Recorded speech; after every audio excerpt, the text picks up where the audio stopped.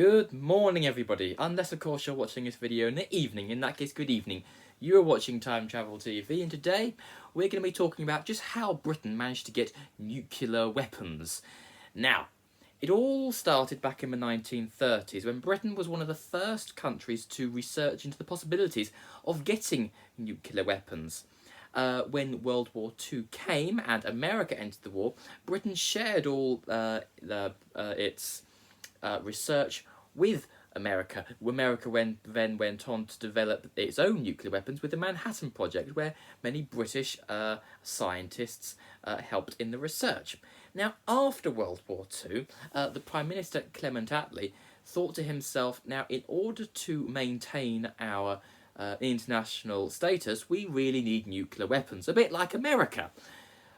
So he went to America and said, now, would you mind sharing your technology that you have developed, seeing as we shared it with you when you needed it? And America said, no. And they said, why? Because we don't want you having nuclear weapons, America said. Because America wanted to have a monopoly in nuclear weapons as long as it could. Unfortunately, this didn't last very long for America. I'm sorry about that, America. So Britain then went into designing one for themselves in 1947.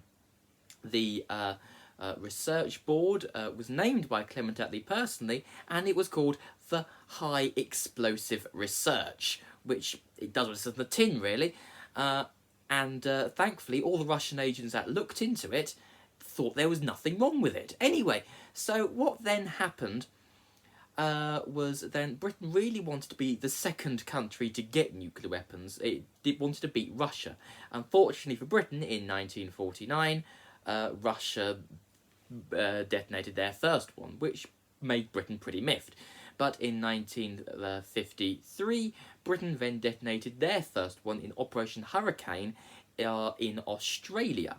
Now, there was a couple of reasons why Britain was able to develop a nuclear weapon so quickly. The first is because they had many nuclear scientists which served in the Manhattan Project. Two, because of the British Empire, Britain controlled most of the world's uranium deposits, which is why America then got on board with Britain in 1958, and Britain was accepted as a international nuclear power. Now, I hope you enjoyed that video. If you did, please subscribe to Time Travel TV, and I'll see you next time. Cheerio.